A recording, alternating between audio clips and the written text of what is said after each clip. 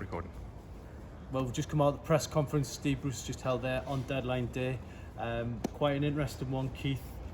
Basically shutting down that Newcastle are going to bring anybody else in, unless something spectacular happens. I mean, what was your take on what he had to say? Well, I think what we thought today when we arrived was that he would basically shut everything down and say that is it. But as ever with Steve Bruce, he's kind of given us a few lines of things to talk about. So we were trying to sort of confirm the Olivier Giroud line that he had in fact gone in for him again and failed. And then he's volunteered this information that the club made a close to record bid for a midfielder, and it was accepted by the club.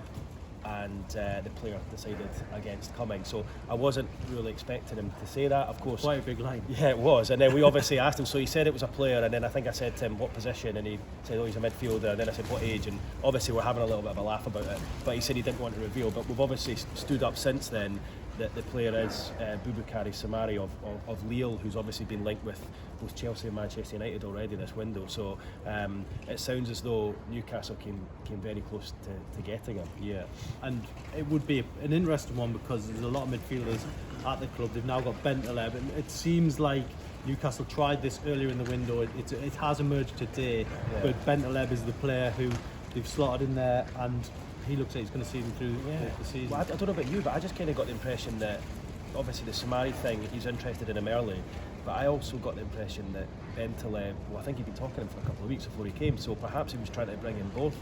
I don't know, maybe he thinks he needs more options in there than he already has. I mean, obviously we know he doesn't fancy Key, he could be on his way out today. He's got the two long staffs there, both still young players. Shelby's obviously injured. He maybe felt that he needed to bring in two. He obviously hasn't.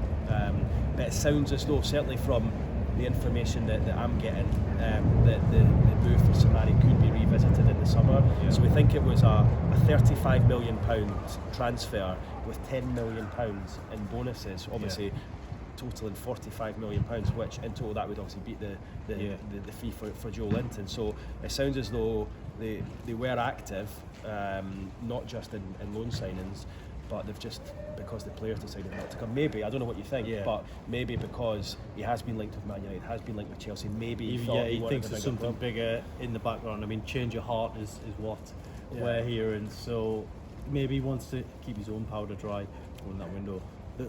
The last sort of talking point we'll cover is probably the lack of strikers, and three of them out injured at the minute, no goals, not too many goals so far, from Carroll, from Gale.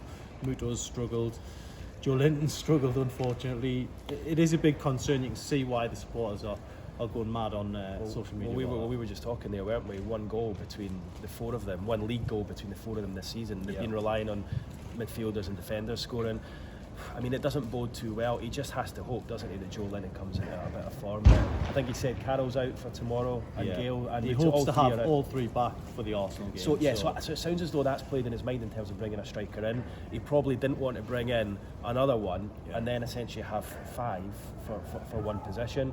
So it sounds like it's been a bit of a gamble for him, that. But he has obviously tried to bring in Giroud, hasn't got him. The one thing he said throughout this entire window is that I'm not going to just bring in players for the sake of it. I'm only going to bring them in if they're better than what we've got. He obviously felt Giroud could have done that, but I mean, I've been down in London in the transfer talk for 4 weeks now, and we're trying to go through strikers who are available. There's nothing out there. I mean, there's talking Man United looking at Slimani, Rondon's been linked as well, and then Josh King today. So Rondon, so I mean, okay, Rondon did a great job here, but you would never have imagined him a year ago. They're all struggling basically. That's the message. So.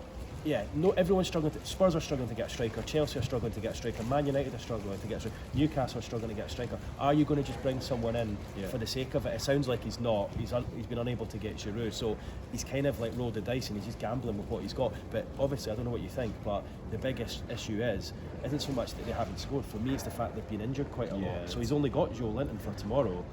And when Carroll's been on the pitch, he's been effective. Gale has been really unlucky with injury.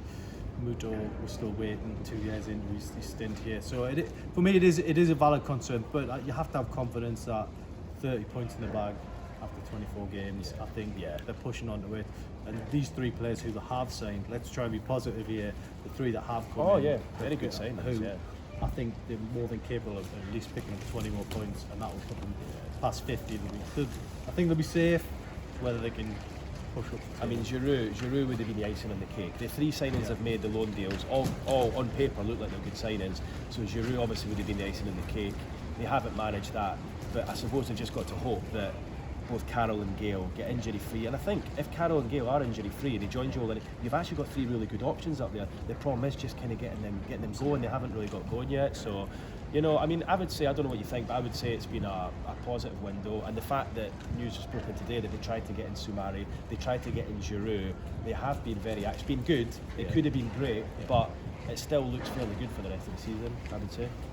So there you have it. That's a word from the training ground this morning. We'll continue with our deadline day coverage. I've got about another 13 hours here today. He's got his sleeping bag ready.